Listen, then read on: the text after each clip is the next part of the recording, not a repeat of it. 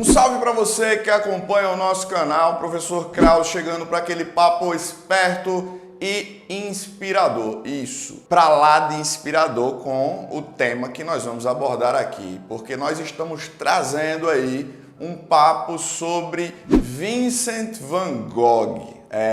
A gente vai tentar construir aqui uma vibe filosófica, não é um papo especificamente sobre arte, é sobre filosofia. Tanto que esse papo é intitulado A Filosofia de Van Gogh. Você já deve ter tido algum contato com alguma obra desse cara que simplesmente é um dos maiores artistas que a humanidade já viu. E aí a gente vai, evidentemente, o Van Gogh ele não estudou filosofia, não se formou, ao contrário de boa parte dos pensadores que você encontra aqui no canal, o Van Gogh ele não tem uma obra filosófica literal, mas nós podemos identificar, sim, aspectos filosóficos dentro da vida e da obra desse cara. E aí eu gostaria que você começasse a mergulhar no lúdico do Van Gogh, observando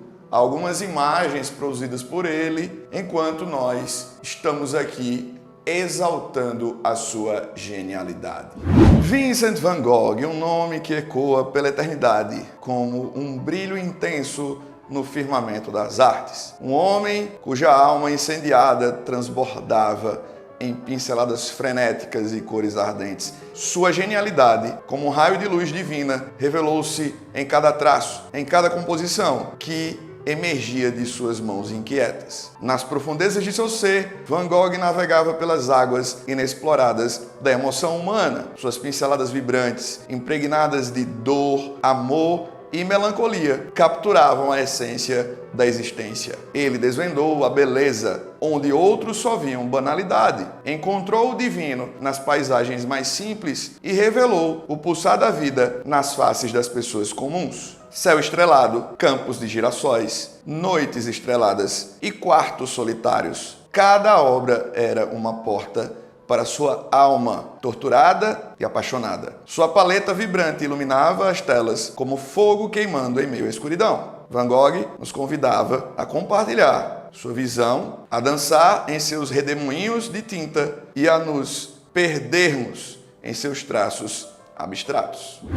Para começar a desvendar a filosofia de Van Gogh, eu quero trazer, em primeiro lugar, a ideia de que nunca é tarde para sonhar. E não só sonhar, para começar a viver o sonho. Van Gogh começou a pintar aos 27 anos, enquanto muita gente que a gente tem notícia na história da arte começou muito antes. Talvez você conheça alguém que desenha ou pinta ou de repente toca algum instrumento ou atua no teatro. O convencional, o habitual é que as pessoas comecem cedo. Ele começou tarde, mas a sua filosofia, digamos assim, era a filosofia de que quem disse que é tarde para colocar toda essa inspiração, essa sensibilidade em prática. Então, essa é a primeira ideia filosófica do Van Gogh. Uma segunda ideia filosófica, já emendando aqui, é justamente a colocação de um ponto de interrogação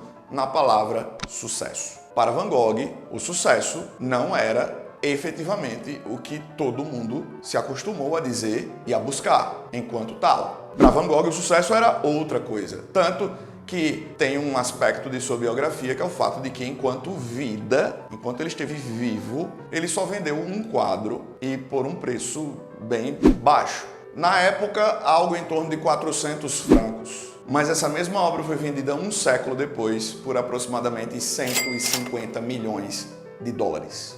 Então, o sucesso, para muita gente, estaria nos 150 milhões de dólares. Mas para Van Gogh, estava nos 400 francos e não estava nem em 400 francos. Van Gogh era um cara muito simples e de pouca condição financeira, se a gente considerar a média da época. Tanto que ele não tinha grana para contratar modelos para pintar. E ele passava a pintar quem? Pessoas comuns, seus amigos. Então, o Van Gogh, ele tinha um outro conceito de sucesso. Esse é o segundo ponto de sua filosofia. E um terceiro ponto de sua filosofia é: o meu talento, a minha energia, a minha alma não cabe numa caixa.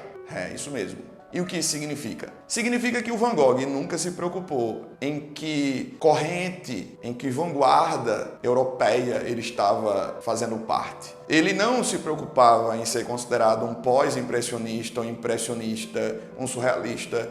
Ele deixava os rótulos para as pessoas. Então ele não estava limitando o seu sonho e a sua inspiração. Isso é muito importante. Para a continuidade da filosofia de Van Gogh, eu gostaria que você pudesse, caso você esteja curtindo esse vídeo, que você deixe aí o seu joinha, deixe aí o seu like, se inscreva, deixe seu comentário, compartilhe. Você está só no começo do vídeo, mas compartilhe esse conteúdo com alguém que você conhece que curte o Van Gogh, certo?